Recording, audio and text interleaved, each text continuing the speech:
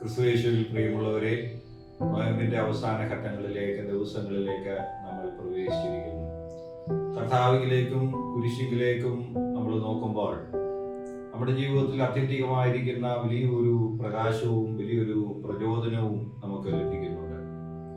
നന്മ തിന്മകളെ കുറിച്ചുള്ളതായിരിക്കുന്ന തിരിച്ചറിവുകൾ നമ്മളെ നൽകി, നമ്മളെ ശാസിച്ച് നിങ്ങൾ നന്മയുടെ തിരുത്താകുക എന്നുള്ളതായിരിക്കുന്ന സന്ദേശം കർത്താവ് കുരിശ് എപ്പോഴും നമുക്ക് നൽകിക്കൊണ്ടിരിക്കുന്നു.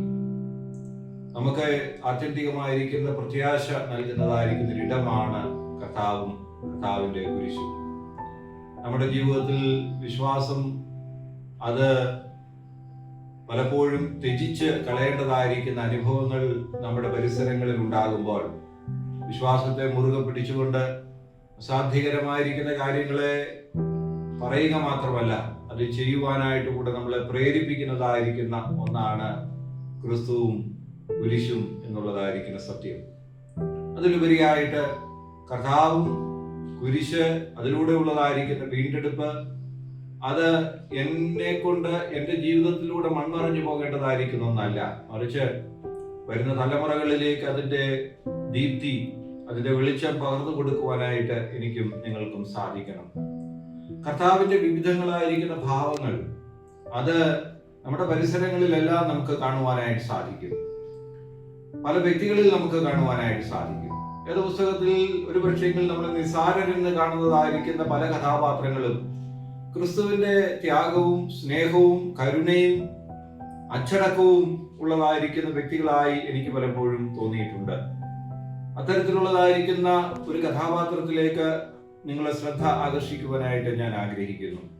2 രാജാക്കന്മാർ 5-ാം അധ്യായം 1 മുതൽ 4 വരെയുള്ളതായിരിക്കുന്ന ഭാഗം നമ്മൾ വായിക്കുമ്പോൾ അവിടെ ഒരു ചെറിയ പെൺകുട്ടിയെ നമുക്ക് കാണുവാനായി സാധിക്കും.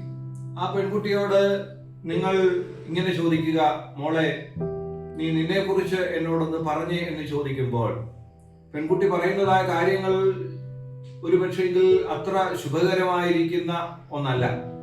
പെൺകുട്ടി പറയുന്നത് ഇങ്ങനെയായിരിക്കും: ഞാനൊരു അനാഥ പെൺകുട്ടിയാണ്, ഞാനൊരു യുദ്ധ തടവുകാരിയാണ്, ഞാൻ പേരില്ലാത്തവളാണ്, ഞാൻ ഇന്നൊരു അടിമയാണ്, എൻ്റെ ജീവിതത്തിൽ നാളെ എന്ത് എന്ന് എനിക്കറിയത്തില്ല. അങ്ങനെയുള്ള അനിശ്ചിതാവസ്ഥയുടെയും വേദനയുടെയും ഒരു അനുഭവത്തിൽ നിന്നുകൊണ്ട് സുവിശേഷത്തിന്റെ ദൂത് പറയുന്നതായിരിക്കുന്ന പെൺകുട്ടിയെ നമുക്ക് കാണുവാനായി സാധിക്കും. നയമാന്റെ രോഗവിവരം, കുഷ്ഠമെന്നുള്ളതായിരിക്കുന്ന അസുഖം. സേനാധിപതിയായിരിക്കുന്നതായ നയമാൻ മഹാനും മാന്യനുമായിരുന്നു. എന്നാൽ നാളെ തന്റെ കുടുംബത്തിൽ നിന്ന് തന്നെ തിരസ്കരിക്കപ്പെടാവുന്നതായിരിക്കുന്ന അസുഖമുണ്ട് എന്ന് കേൾക്കുമ്പോൾ പെൺകുട്ടി അവിടെ നിഷ്ക്രിയയായിട്ടിരിക്കുന്നില്ല, മറിച്ച് അവിടെ പറയുന്ന കാര്യം തന്നാലാവുന്നതായിരിക്കുന്ന വിധത്തിൽ തനിക്കറിയാവുന്നതായിരിക്കുന്ന വിശ്വാസ മാർഗത്തിലൂടെ തന്റെ യജമാനന് സൗഖ്യം പകരുവാനായിട്ട് സാധിക്കുമെന്നുള്ള ഉറപ്പ് ഈ പെൺകുട്ടിയിൽ നമുക്ക് കാണുവാനായി സാധിക്കും. എന്നെ നിങ്ങളെ കർത്താവ് സ്നേഹിച്ചു, കുരിശിലൂടെ വീണ്ടെടുത്തു. അത് ഒരു മനുഷ്യനും ചിന്തിക്കാൻ പറ്റാത്ത രീതിയിലുള്ളതായിരിക്കുന്ന ഒരു ത്യാഗത്തിന്റെ ഒരു അനുഭവത്തിലൂടെയാണ് വീണ്ടെടുപ്പ് നടന്നിരിക്കുന്നത്. തീക്കനലിൽ ചവിട്ടി നിന്നുകൊണ്ട് സൗഖ്യത്തിന്റെ സുവിശേഷം ഈ പെൺകുട്ടി പറയുന്നു എന്ന് വരികിൽ കുരിശിൽ കിടക്കുന്നതായിരിക്കുന്ന കർത്താവിന്റെ അതേ ഭാവം ഈ പെൺകുട്ടിയിലും ഉണ്ട് എന്ന് നമ്മൾ മനസ്സിലാക്കണം. തീക്കനലിൽ ചവിട്ടി നിന്നുകൊണ്ട് പറയുന്നു, ഒരുപക്ഷെ എനിക്ക് വേദന ഉണ്ടായിരിക്കാം, എനിക്ക് മാതാപിതാക്കളില്ല, ഞാനിന്ന് അനാഥയാകുന്നു.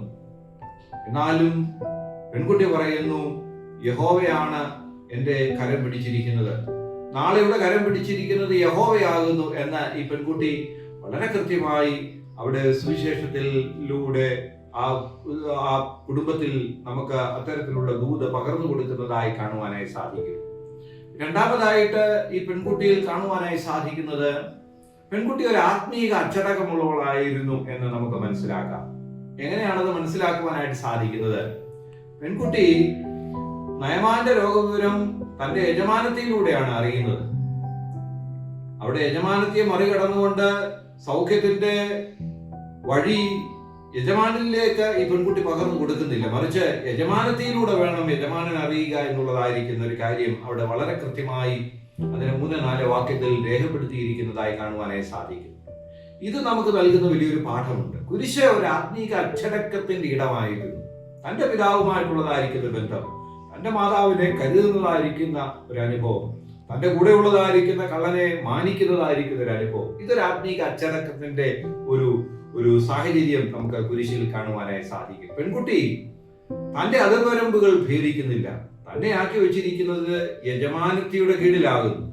ആ ഒരു അതിർവരമ്പുകളിൽ അകത്ത് നിന്നുകൊണ്ട് സുവിശേഷം പറയുന്നതായിരിക്കുന്ന പെൺകുട്ടിയെ നമുക്ക് കാണുവാനായി സാധിക്കും. നമ്മളെ ആക്കി വെച്ചിരിക്കുന്നത് നമ്മുടെ സഭയിലാണ്. നമ്മുടെ സഭയ്ക്ക് സഭയുടേതായിരിക്കുന്ന ചട്ടങ്ങളുണ്ട്, നിയമങ്ങളുണ്ട്. നമ്മുടെ കുടുംബത്തിൽ ഒരു നിയമമുണ്ട്.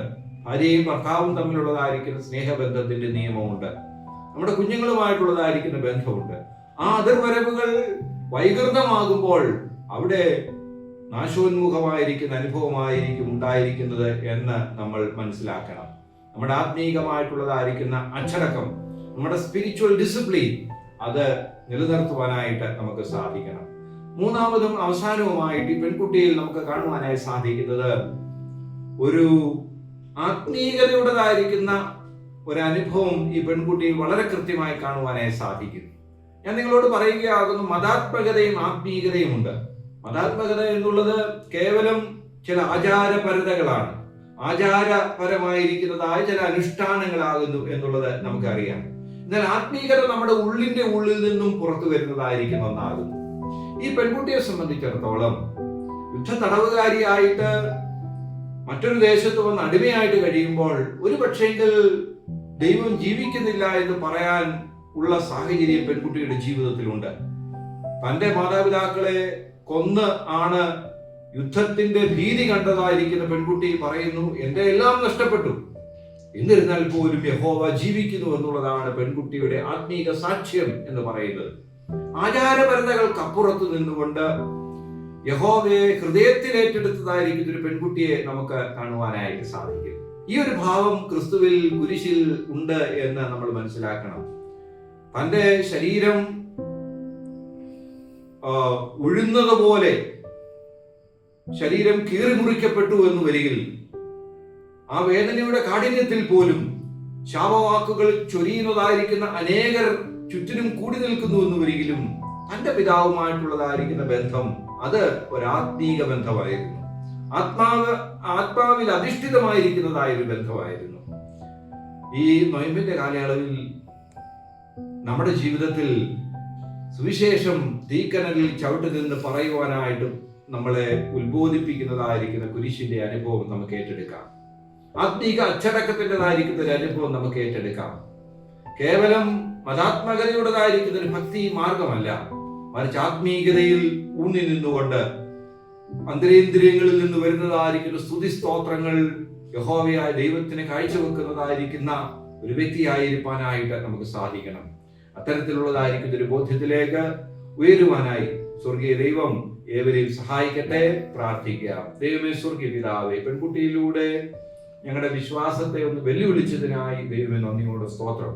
ഇത്ര നിസ്സാരയായിരിക്കുന്ന ഒരു ചെറിയ പെൺകുട്ടി, ആ പെൺകുട്ടി തീക്കനലിൽ ചവിട്ടി നിന്നുകൊണ്ട് സുവിശേഷം പറഞ്ഞതുപോലെ, യഹോവയുണ്ട് എന്ന് ഉച്ചത്തിൽ പ്രഘോഷിച്ചതുപോലെ, ഞങ്ങളുടെ കർത്താവ് ഞങ്ങൾക്ക് വേണ്ടി കഠിന യാതനയുടേതായിരിക്കുന്ന മധ്യത്തിലും യഹോവ ജീവിക്കുന്നു, ദൈവം സ്നേഹമാകുന്നു, കരുതുന്നതായിരിക്കുന്ന യഹോവയാകുന്നു, എന്നെ ഏൽപ്പിച്ചതായിരിക്കും ഒരു ദൗത്യമുണ്ട് എന്നുള്ളതായിരിക്കുന്ന പ്രഖ്യാപനം നടത്തിയതുപോലെ ഒരു അച്ചടക്കത്തിന്റെ ആത്മനിഷ്ഠയുടെ ദൈവിക അനുഭവത്തിൻ്റെതായിരിക്കുന്ന ആ വലിയ ഭാവം കുരിശിലൂടെ ഞങ്ങളോട് പറഞ്ഞു തന്നുവല്ലോ. ഈ പെൺകുട്ടിയിലും അതേ ഭാവം ഞങ്ങൾ കാണുന്നു. കർത്താവേ, ഞങ്ങളുടെ ജീവിതത്തിലും വിപ്ലവാത്മകമായിരിക്കുന്ന ഒരു വിശ്വാസം കൈമുതലാക്കുവാനായിട്ട് സഹായിക്കണമേ. പെൺകുട്ടിയുടെ അത്രയും ഇല്ല എന്ന് ഒരിക്കലും ആ പെൺകുട്ടി ഞങ്ങളെ കാണിച്ചു തന്നതായിരിക്കുന്ന മാർഗം, അതിലെ നടക്കുവാനായിട്ടുള്ളൊരു ശ്രമം നടത്തുവാനായി കർത്താവേ ഞങ്ങളെ ഒരുക്കണമേ. ഈ കാലയളവ് ഞങ്ങളുടെ ചിന്തകൾ അതിന് മുഖാന്തരമാക്കണമേ. ഞങ്ങളെ വചനം കൽപ്പിച്ചതിനായിട്ട് നന്ദിയോടെ സ്തോത്രം. യേശു ക്രിസ്തുവിന്റെ നാമത്തിൽ തന്നെ, ആമേൻ. Thank you. God bless you all.